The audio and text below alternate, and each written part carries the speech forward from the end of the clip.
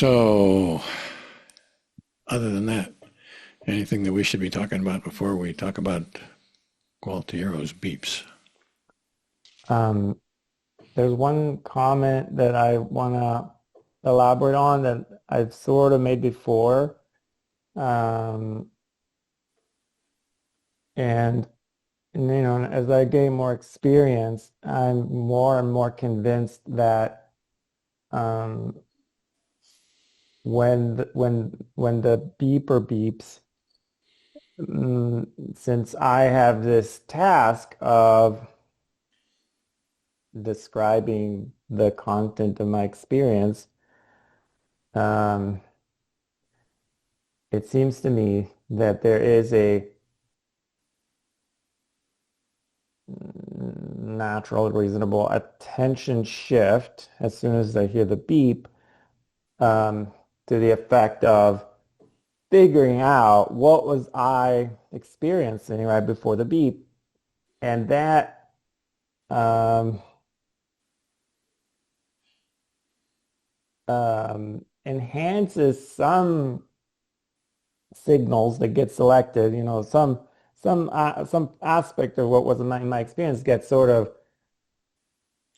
highlighted or enhanced or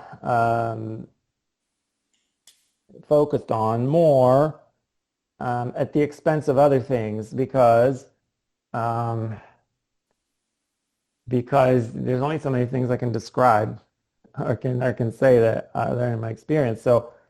Um, so this is not a criticism or anything like that. It's just what seems to be an aspect of this process, of this method, that since I have to describe what's there, I have to select something to describe. And since I have to select something to describe, I have to focus on something.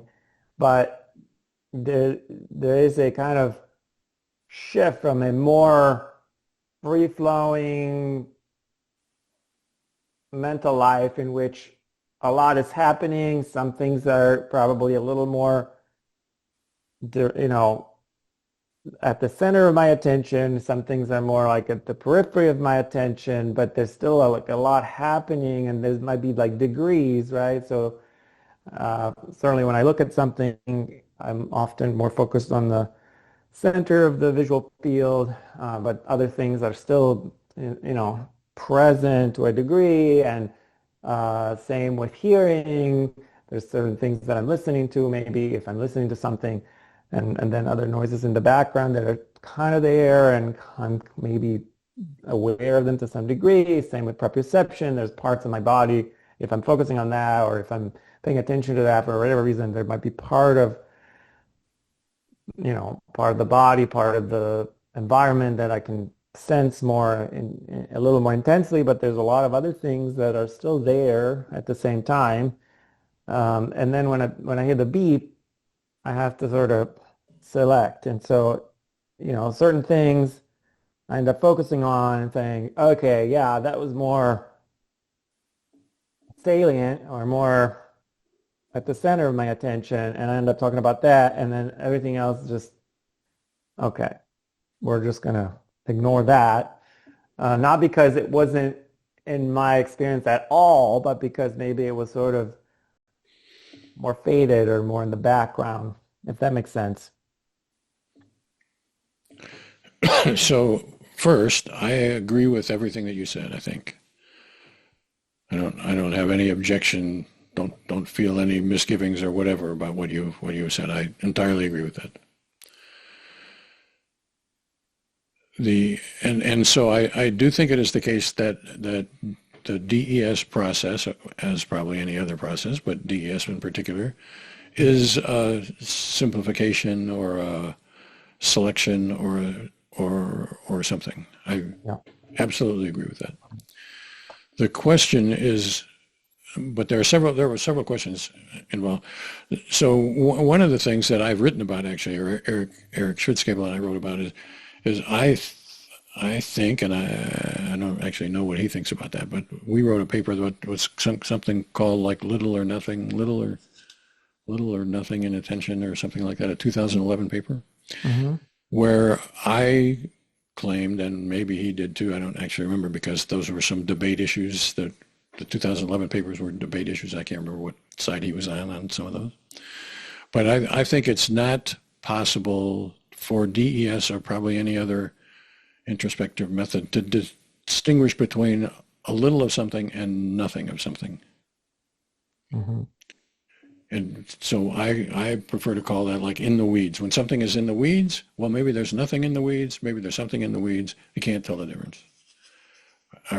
And the reason is for what you just said, I think, and that is that the DES process disturbs the weeds and raises dust from the bottom of the ocean or whatever weeds are wherever you're looking at these weeds, and you can't really tell whether there's nothing there.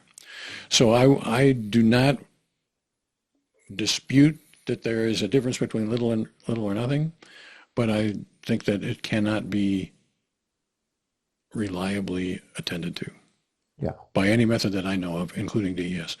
Yeah. And so while I wouldn't dispute it, I just don't think it's that big a deal. And the reason I don't think it's that big a deal is that there are big differences that I think are important that one can distinguish between. Yeah.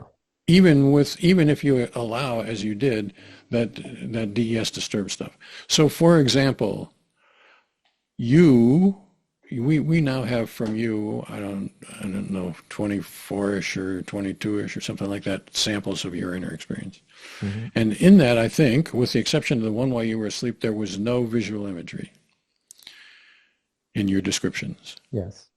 And so one question would be, well, is it possible that he was having visual imagery at the time of the beat, but because of this selection issue, he ruled out the inner seeing? And my guess is the answer to that is probably not. But you're the only guy who can judge that. And it's not only inner seeing, which is something that I think you had an interest in before we got into this line of reasoning. But I also think, if I'm recalling correctly, and I'm not 100% at all sure about that, but I think you have no inner speech in your samples. You have not talked to yourself. Right. And so the question is, well, maybe there was inner speaking going on and he overlooked that, or he forgot to tell me about that and I don't think that's very likely, because inner speaking is among the easiest things to report. If you've got it, people can tell you, well, this is it. These are the words. These are the inflections. This is what I was. And I can do it. I can talk to myself in my head. Everybody can talk to themselves. If I decide, I can say anything in my head. Yep, everybody can do that. Yeah. The question is whether you do that frequently or spontaneously or whatever. No, not really, not much. Hardly at all. I think that's probably true, and I think that's the kind of a distinction that DES is capable of making. Yes. And it is possible to claim that DES disturbs it so that, yes, he was inner speaking all the time, and DES systematically eradicates that somehow.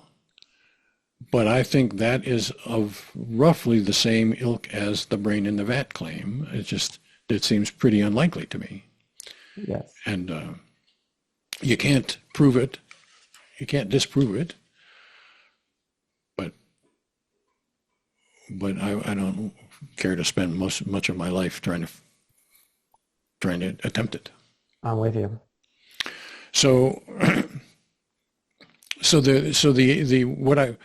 the main issue that I have, or the main response that I have to what you said, was there's big picture and little picture deals. And what I think DES tries to do is to get high fidelity into the big picture and recognize that it doesn't get the whole picture, which is why one of the reasons why I prefer to say that DES is a high fidelity endeavor rather than an accuracy endeavor, because I think it is always inaccurate, because I'm agreeing with you, we are going to miss some aspects. Yeah. So I don't strive for accuracy. I don't think that's possible in the inner experience realm. I do strive for fidelity,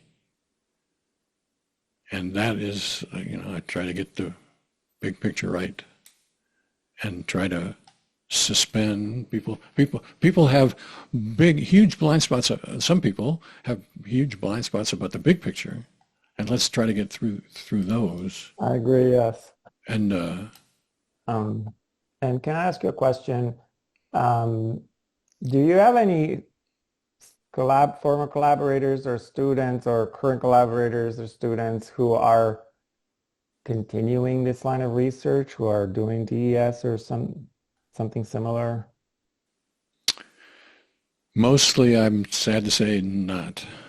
I would say that most of my collaborators would, if you ask that question, which is something like, well, do you continue to do a DS in your life or whatever?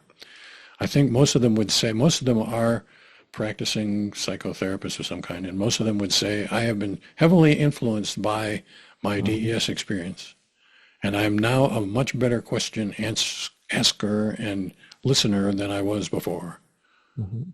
But but I think they would say, but I don't specifically say I'm doing DES.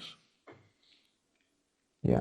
Well, because it would be, I think it would be valuable if this line of research continued into the future, It, that we would, there would be a need for a new generation of people to take it on. I agree with that, and I have not been successful in doing that. I had a conversation. Let me see if I can reconstruct this conversation for you, because I had a conversation just a week or so ago, a couple of weeks maybe, with a former student who was who I would say was one of the best DES interviewers student interviewers that I had along, and I asked her, well, why didn't you do it? Something Hmm. like that, which is what your question is. Yeah. And she's a privately practicing psychotherapist, and so makes her living as a psychotherapist. Yeah. And I think she did say, and I may even have it on tape somewhere, but she did say something like, "It's I'm afraid I wouldn't be good at it," something like that. I'm it's it's this is what she said. She said, to be good at it, it requires that you institute some careful strategies. Hmm. For example, she said, you, speaking of me, she said, you almost always do co-interviewing, which is true. I almost always do. This is an exception that Gualtiero and Russ are doing it, just Gualtiero and Russ, but the presence of Lauren is it makes it sort of a co-interview deal. So far she's a silent co-interviewer, but but but but that presence is there. The option is there, which I think is an important part. And and she advanced that as one of the things that if you're going to do it, you have to do it with care, and that Yeah. requires Is investment. And there is there a PhD program in experimental psychology there at UNLV? yes, Yes. So in theory, there could have been students getting into this and there could doing have it been. as a kind of pure research effort, but there weren't. Okay, thanks. It's it, I think it's probably largely my fault, if you want to put a fault to it, that I may have set the bar too high. Mhm. I may, I don't. It's not that I'm setting it too high for others and not for myself, like because I try to do it. I try to hold myself to the bar that I would hold anybody else to, but that bar might be too high, Mhm. and and maybe unreasonably high and maybe inaccurately high. So I don't think I'm in a position to know the answer to that. I, Okay. I can say in answer to your question, I'm sorry to report that I do not have a cadre of followers. I guess I would say one more thing about that, and there are inner experience explorational methods that do have that are sort of popular, Mm, and I look at them and I worry about them because I think while popular, they're not adequately careful. they're not as high fidelity as DES. That's what I would think.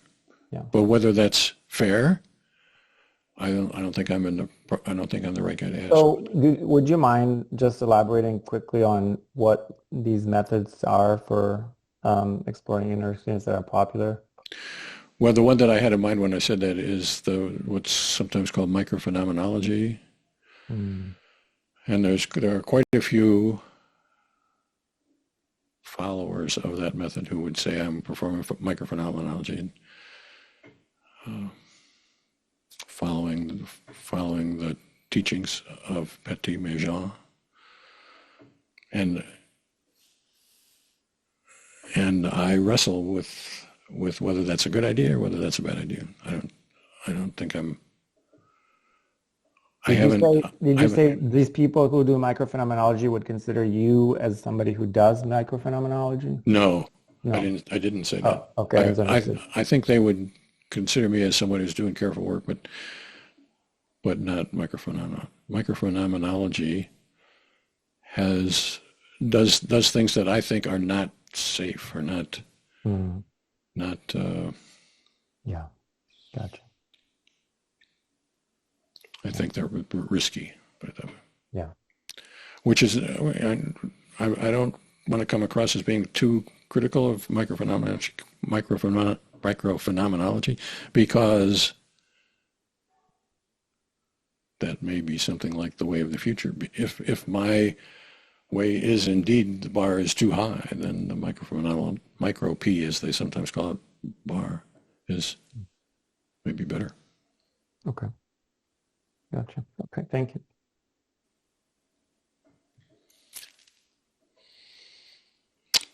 Other preliminaries before we Mm, look at beeps? I'm good. Thank you. All right, then I'm ready for number one.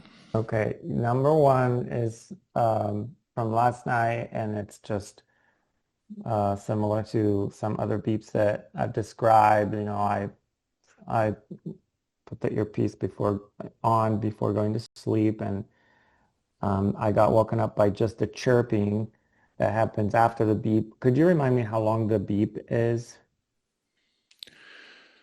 So before? I just measured it. I think the beep lasts for 80 seconds, Oh. and then the chirp happens about every 15 seconds. Yeah, so it had been the whole 80 seconds passed without me noticing anything from the beep. And then at some point while it was chirping, I started hearing the chirping and And presumably that might be 2 or 10 or 200 chirps. yeah. That's Um, and I couldn't recall any experience whatsoever from before I started hearing the chirping. okay. So again, my inference is that there was no experience at that moment.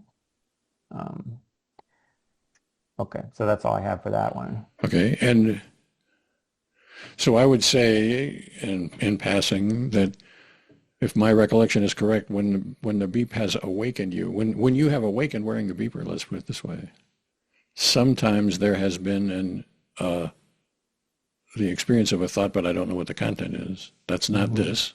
Right. This one, there doesn't seem to be anything going on. No. But the rise time of the signal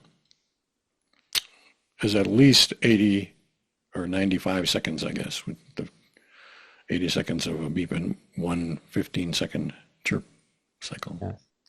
Hmm. So that's a pretty long time. So I'm entirely in agreement with you that much of the time when you were asleep that there's nothing being experienced. Hmm. But I would also say, well, there's some pretty weak evidence in that regard because the waking up was pretty slow. Um, okay.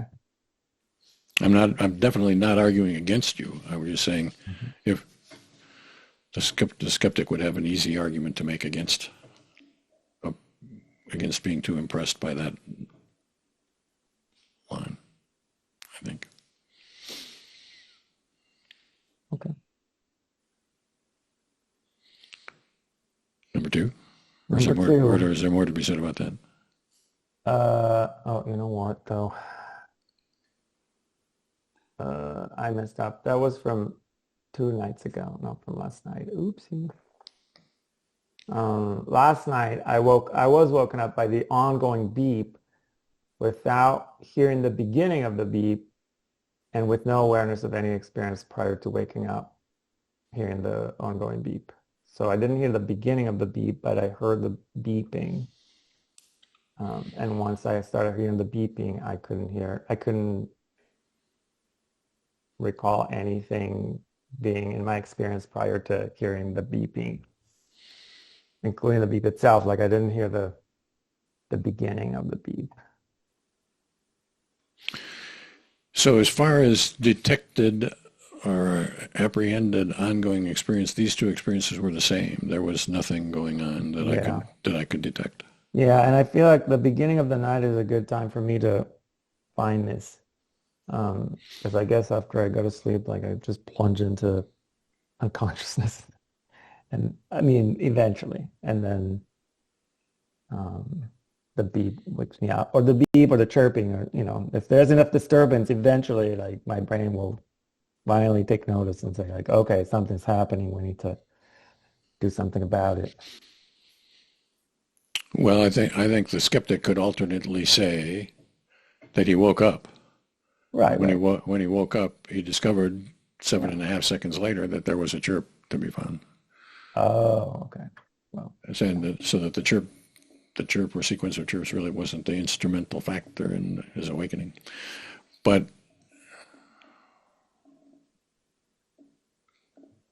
I'm not a sleep researcher, so I don't really apply myself to trying to sort those things through. yeah.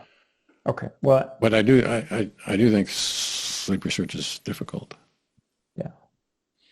And I think it's sort of remarkable that there's more. You can find studies of experience or reports about experience during sleeping in a Psych 101 textbook, and you won't find reports about what happens in everyday awake experience in a Psych 101 textbook. And I think that's totally remarkable Yes. for some, I imagine, obvious reasons. But Hmm. Yeah. Can I ask really quickly a question? Um, Russ, you said that on the first beep that was from a few nights, I don't know when it was from, but it was from 2 nights ago. You said it would be weak evidence because it took so long to wake up. Is that because the waking up period maybe might have made not remember anything, or what would be the exact reasons for a skeptic could find to have a for, problem with it? for exactly that reason that you said, and for Gualtiero's initial question, his initial question today was about, well, there's a lot of stuff going on, but the beeping process might might cause me to focus on one aspect of it, not another. That was his first line of questioning. That is made much more difficult if the awakening process lasted for 2 minutes or something like that. I mean, he's got if when the beep when he knows exactly what he's supposed to do when the beep happens, and the beep has a rapid rise time in his awake experience, well then the beep has got, if it's going to scare stuff away, it's got to do it quickly. Whereas if he's got a minute or two or more to do it while he's waking up, the beep could get rid of all manner of stuff, I think.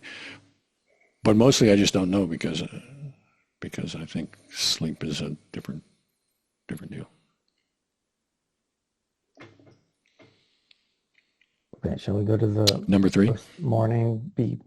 Yes. So that was this morning, and there's two parts to this.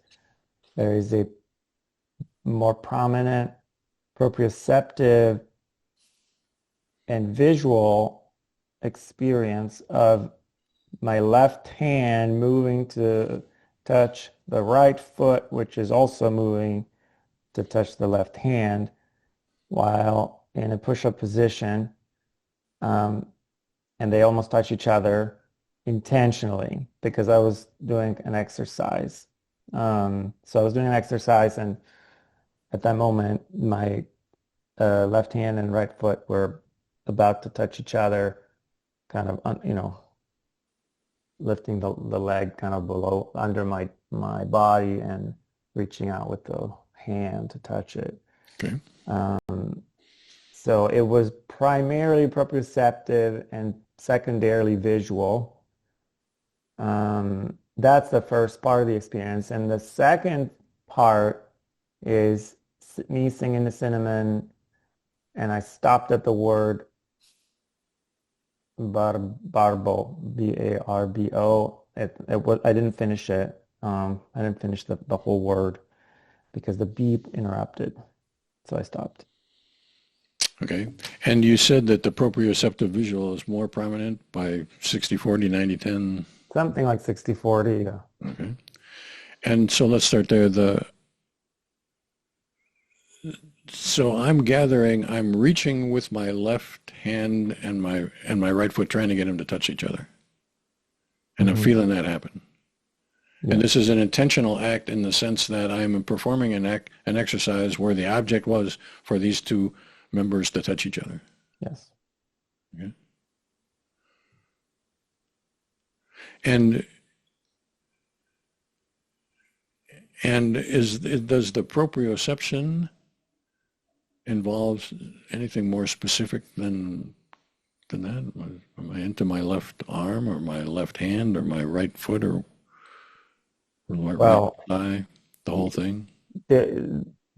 It's specific to the left hand and the right foot coming together, moving toward each other, and coming close to touching. So I would say there's a lot of proprioceptive sensation. It's specifically more focused on those two limbs because they're the ones that are moving the most, and they're reaching a certain goal of coming together on the left of my body. But there's probably more diffuse proprioceptive sensation of the whole body. I'm holding myself up with the right hand and the left foot. So the question that I find interesting is not so much what the whole proprioceptive bodily deal is, which I think is highly complicated, but the question is what makes its way into your experience directly apprehended. And so you've been talking about foot and hand, or hand and foot, I guess you've been talking about hand and foot. Do you really mean leg and foot and arm and hand, or do you really mean? Yeah, yes. Yes. This is a case of the kind of thing I talked about at the very beginning. So I would say, the arm and the leg are moving, right? They're the primary limbs that are moving, and the hand and the foot are even a little more salient because they're the ones that are sort of reaching for each other. But there's a sense of, at least the whole arm, the whole leg moving in that way, in that direction, in that motion. It's not just the hand and the foot and not the rest of the arm, the rest of the leg. So I accept that is absolutely true as far as your whole body is concerned. I think I'm guessing probably that every motor neuron in your body is involved in this process to some degree or other. Yeah. But I don't think that every motor neuron in your body is equally apprehended by you. So for example, if you're a baseball pitcher and you're throwing a 3-seam fastball, whatever that is, I'm not really much of a baseball fan, but I can imagine that the pitcher in his windup and release is apprehending mostly his fingertips against the seams because that's the part of the pitch that's the most relevant for him. but everything is involved. His right foot on the rubber and his left foot in the kick and the temperature of the dust and whatever. All that stuff is somehow present to him, even though at the moment he is mostly apprehending the right hand on the seams of the ball. Yeah. And so my question is, given that I'm accepting that your whole body is involved in this, is your experience mostly of one hand and one foot, even though the other hand and the other foot and the leg and the torso and the neck and the whatever are all involved? Yeah, I wrote down the left hand and the right foot, but I would say that at least the whole arm and the whole leg were apprehended as moving, maybe with more focus on the hand and the foot than the whole arm and the whole leg. But Okay. I'd say that at least the arm and the leg were somewhat being experienced as moving towards each other. Okay. So I'm what I would say what the DES procedure is about is to relax as much as possible about the theoretical necessities and describe the whatever seems to be the most, and Yes. I'm not trying to talk us into a simplification. No, I'm doing my best to remember what Okay. I was experiencing, and Okay. of course I could be wrong. The reason that I encourage us to do this, I guess, if there is, to the extent that there's one reason, is really it follows from your question as of this morning. So there is no question that your entire body is probably hugely, I don't even know how you touch your hand to your foot while you're in a push-up position, but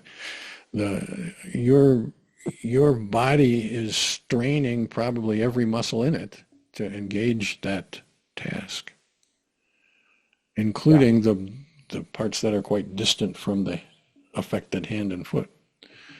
And I don't deny at all that all the parts of your body contribute to your apprehension. Hmm.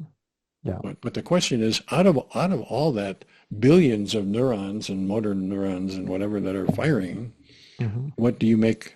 What if anything or everything do you make as an apprehension? Yeah. And I agree that there's going to be a place that you stop. Well, for sure it's in my left hand. Maybe it's in my left wrist. I suppose possibly it's in my arm, but it doesn't seem to be in my left glute. Maybe it is. I'm not. But Yeah. I don't want to Yeah. rule it out. Hmm. But that's the goal of it, I would say. Yes.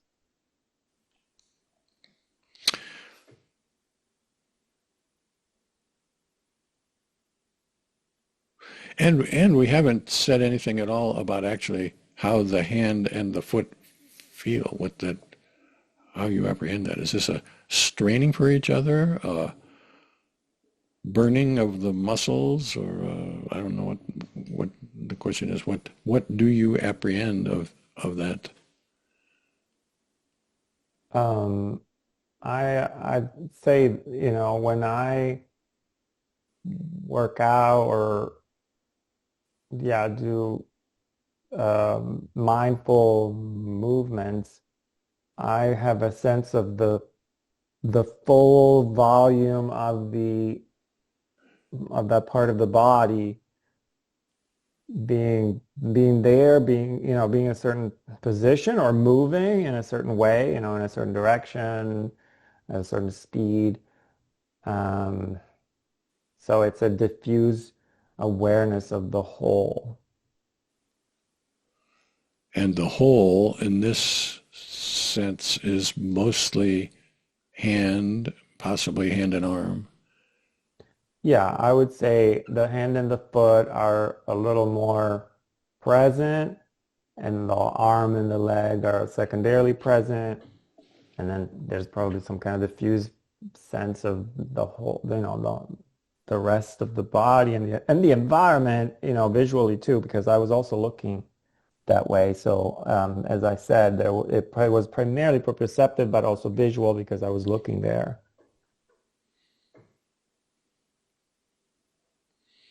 Yeah, but the proprioceptive is a feeling of the full that full part of the body, that the whole volume as being sensed, being um, being experienced as in a certain place or going a certain place, um, something like that. Okay.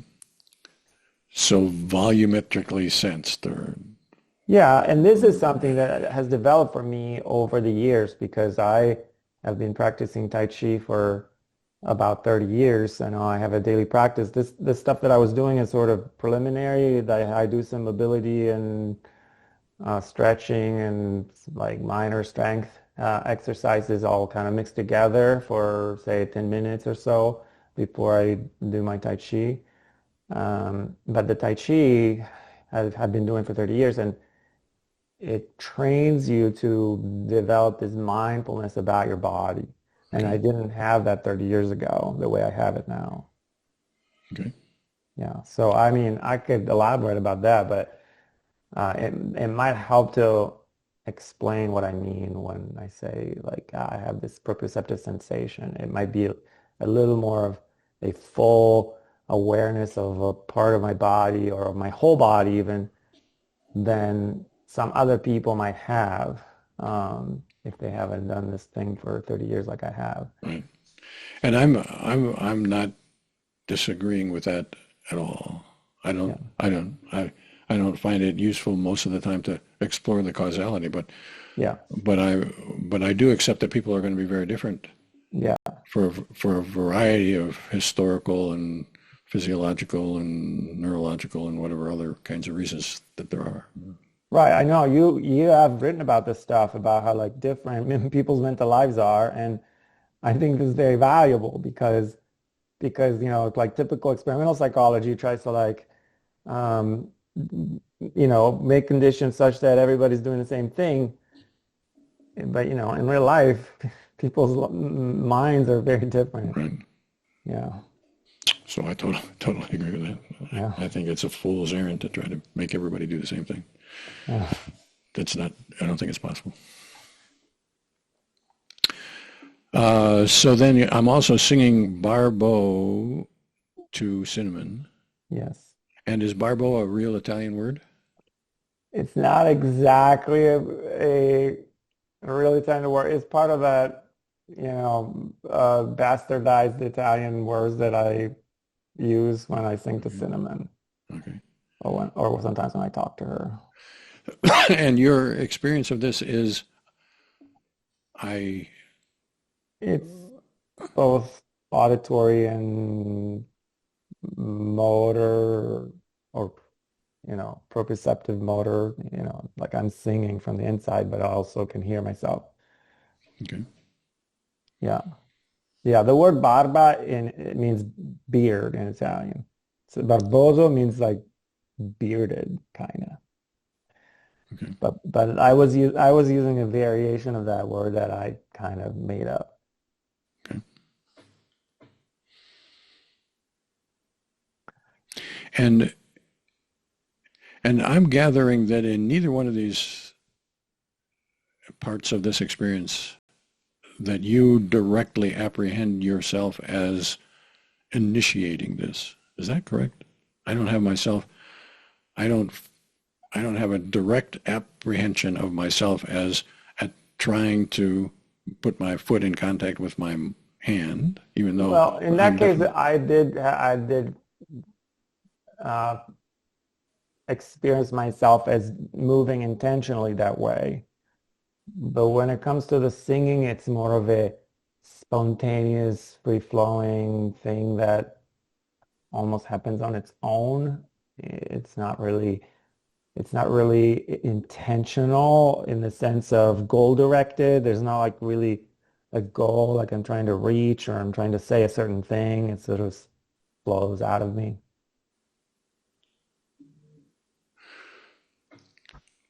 So I'm not sure we can answer this question in this sample, but I think there's a distinction to be made between goal directed and explicitly apprehending the goal. Hmm. Like I'm engaged in this move, there's definitely a goal in mind. I'm trying to get my left foot to hit my right hand or whatever it is. Yeah. And but that doesn't mean that I am explicitly conveying to myself, move this foot to get that hand right then at that moment.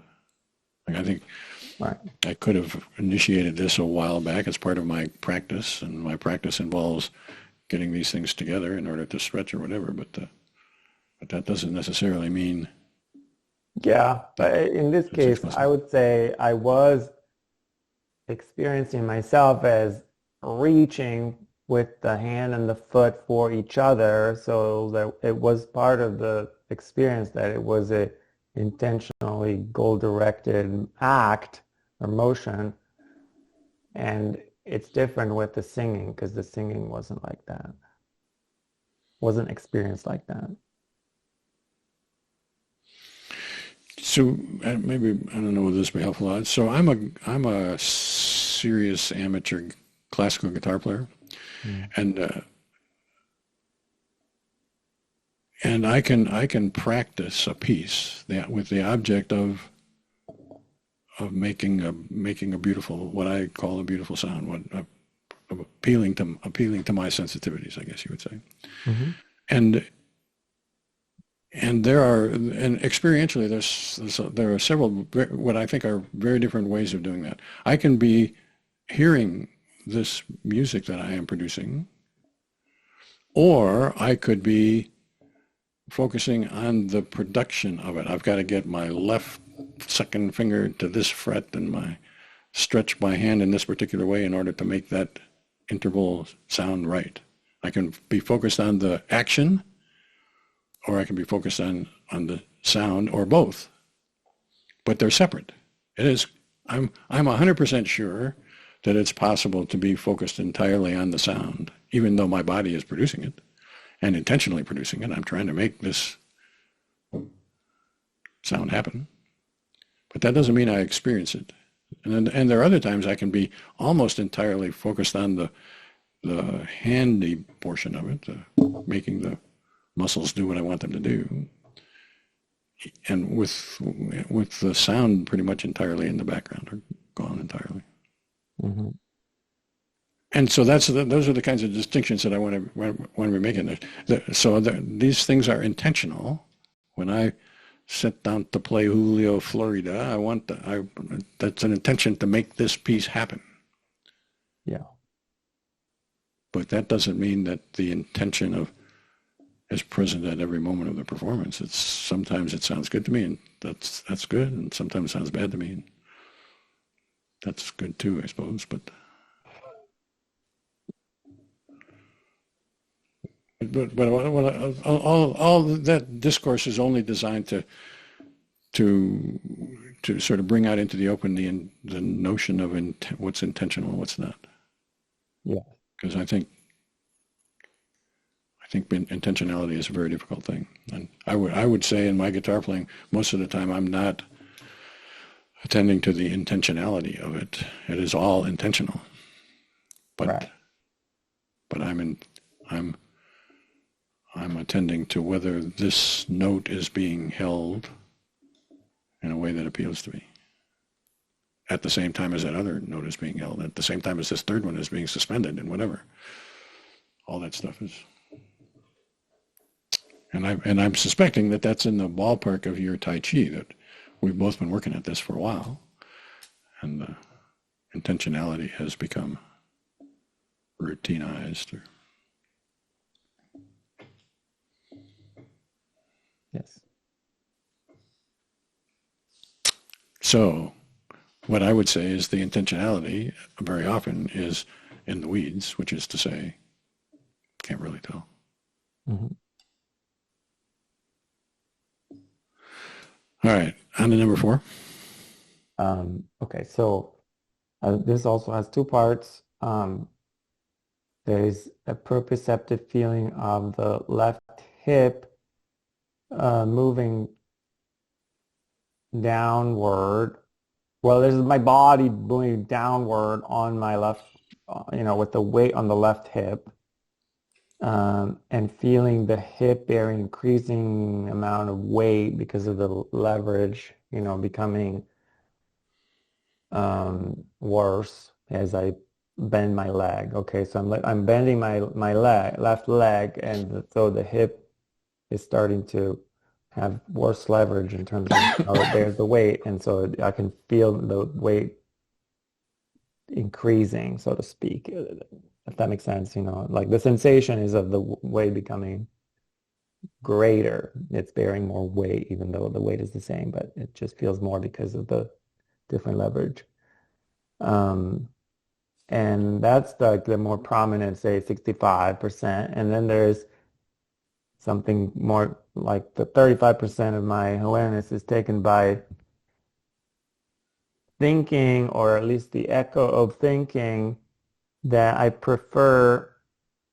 So there was a whole chain of thought, and I'm gonna roughly reconstruct the chain of thought.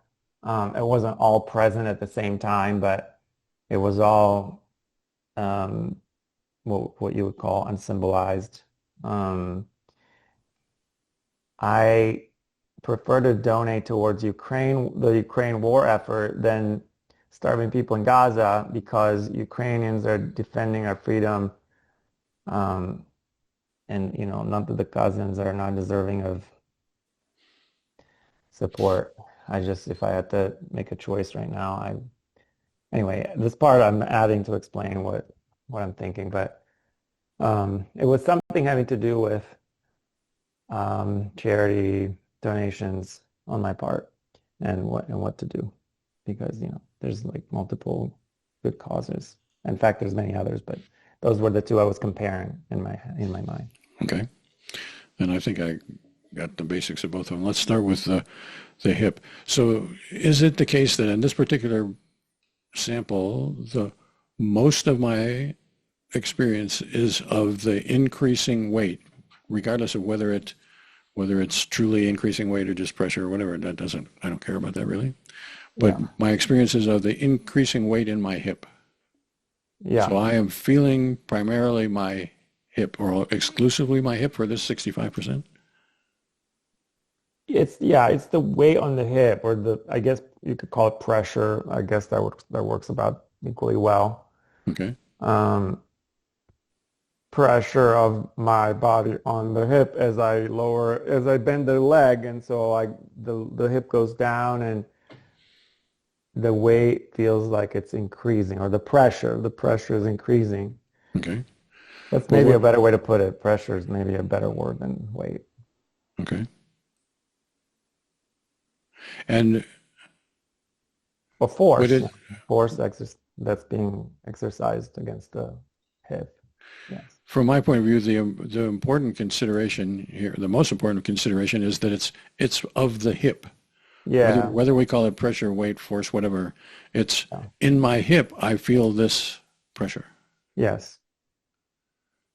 And then, relevant to the discussion we had before, your whole body is maintaining this pressure, so that there is absolutely equal pressure on the bottom of your foot, and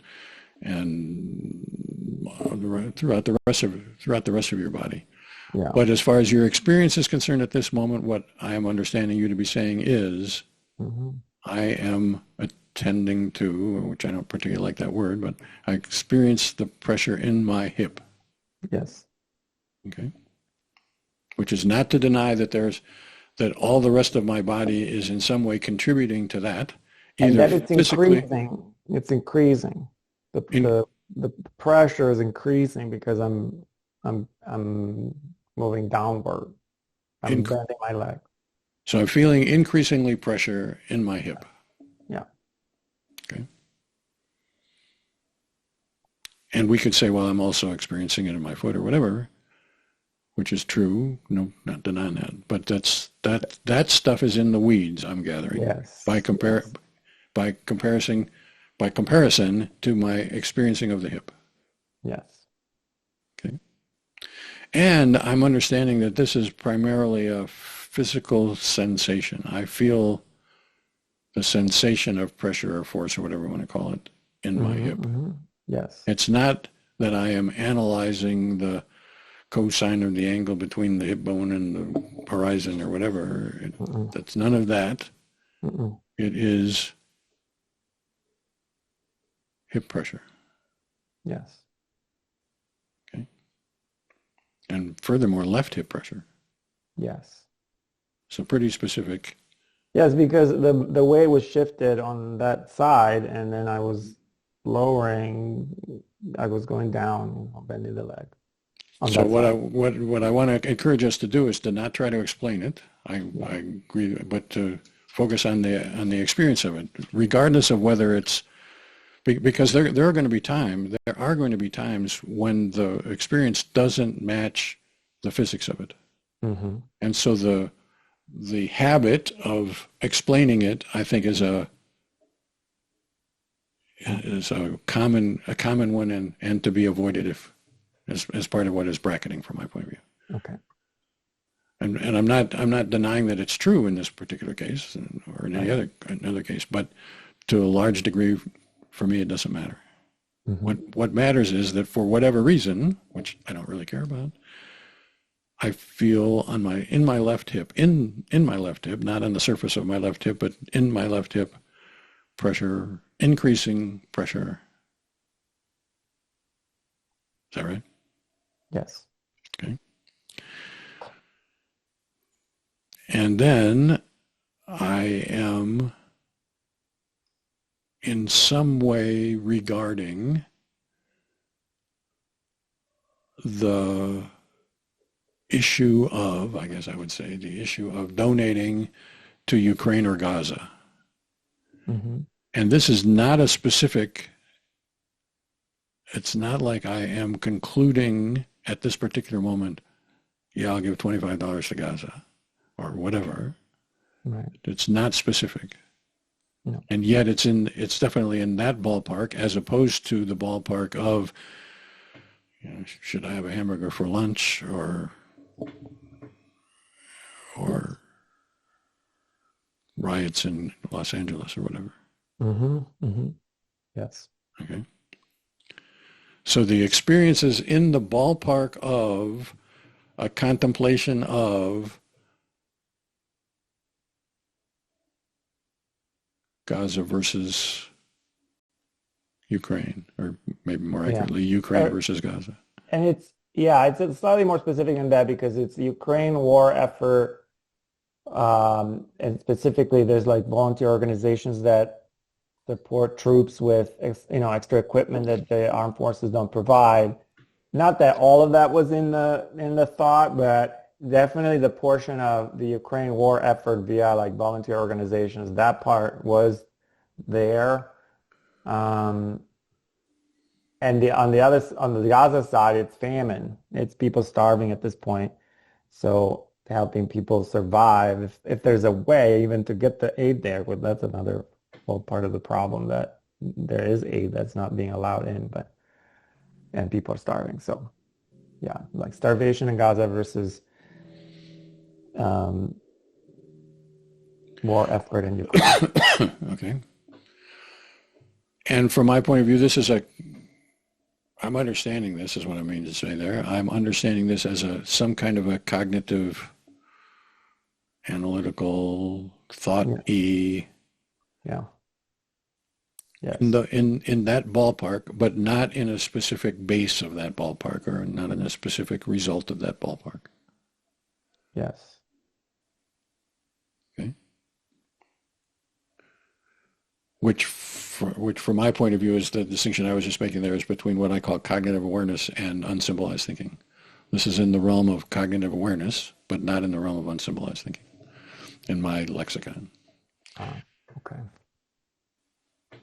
If this thought had been what I call unsymbolized thinking, the thought what you would have been saying something like, I had determined that I should give more money to Ukraine than to Gaza. And that was the result of my contemplation. That would have, and there were no words in Ukraine and Gaza or whatever, but I was specifically saying, this is the result. Specifically conveying to myself, this is the result.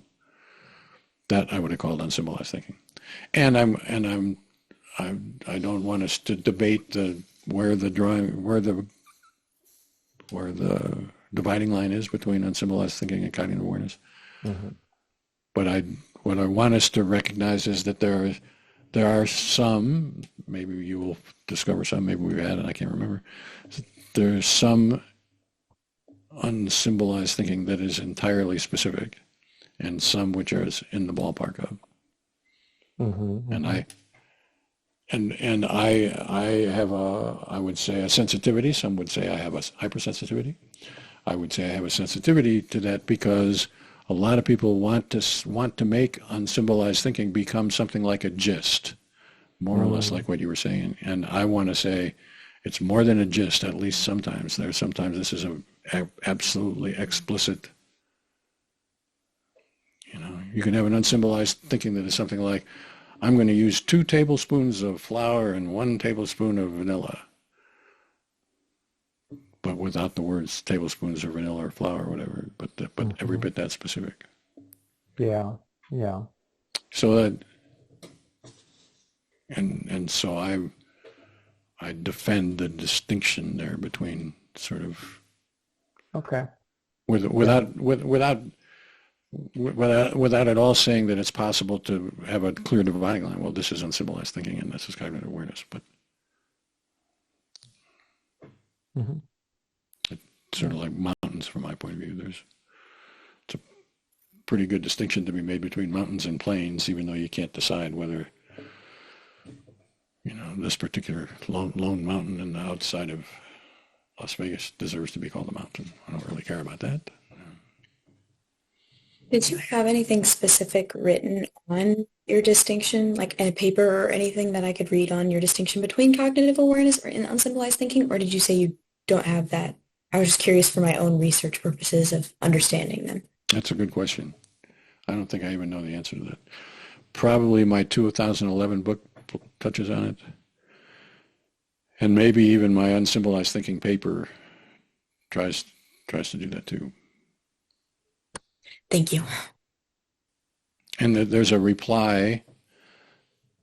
There's a reply to my unsymbolized thinking paper. The unsymbolized thinking paper is like 2009 or 8 or something like that. And there's a reply a year later than that maybe. And I think the reply might try to make that distinction. But I'm not very good at recalling that stuff because I write a whole lot of stuff that never gets published and that I can't remember whether I published it or not. Thank you. You're welcome.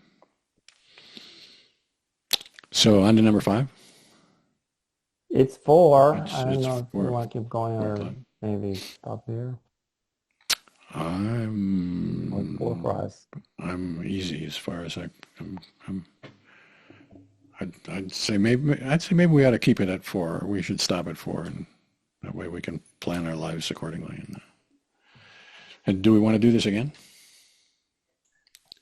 Yeah, I'm also starting to wonder if I could keep the beeper even a little bit longer than when we stop. Yes. Yeah. For like just doing some stuff on my own. Sure.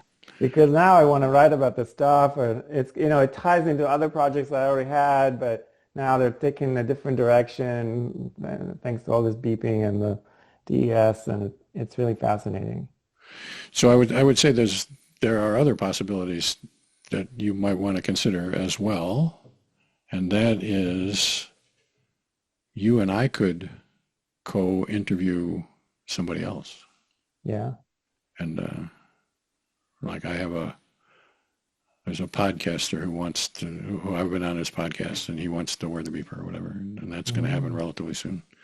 Yeah. And I could suggest to him, well, why don't we get Gualtiero involved with that, and he and I can do the interviewing, and then that might might be interesting from a variety of different perspectives. Sure. So I'm not saying we should do that. I'm saying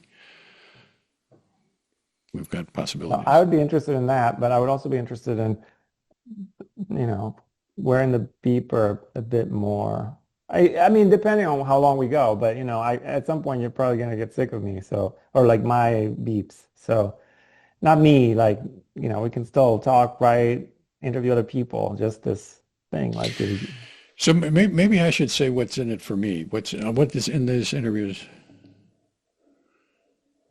for me, and I think the answer is I I think inner experience is a fundamentally important part of the human condition, and I think it is not well explored. And I think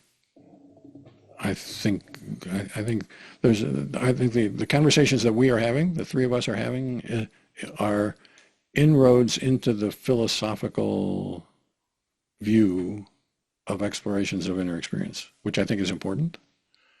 yes. And if I can influence what philosophers think about inner experience, that would be good. Well, And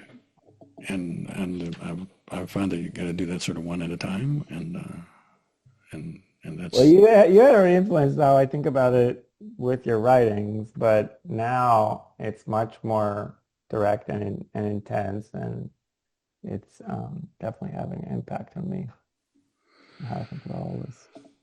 well, I'm in favor of that. So but I would also say that I think that the method works when it's free agents coming together because they think it might be interesting to do something. And as long as we are interested in doing it, then I would say we should continue to do it. And one of us loses interest, then we probably shouldn't do it anymore. Okay. And I don't think we need to plan what that's going to be. We can, Yeah. And this past week, I've been working on something else that's urgent. I have a deadline tomorrow, and then after that, I can go back to some of the other, comments that you made in writing and look at that stuff and maybe respond if I have anything more to say. Okay. Well, so I've got to respond to this podcast, you guys. Should I raise the possibility? Sure. I'll raise it in general. I'll say, I got a guy who might be interested in being a Mm-hmm. co-investigator and see what happens. Okay. I'm pretty sure he'll say yes, but he should have the free agent right. Yeah. Okay.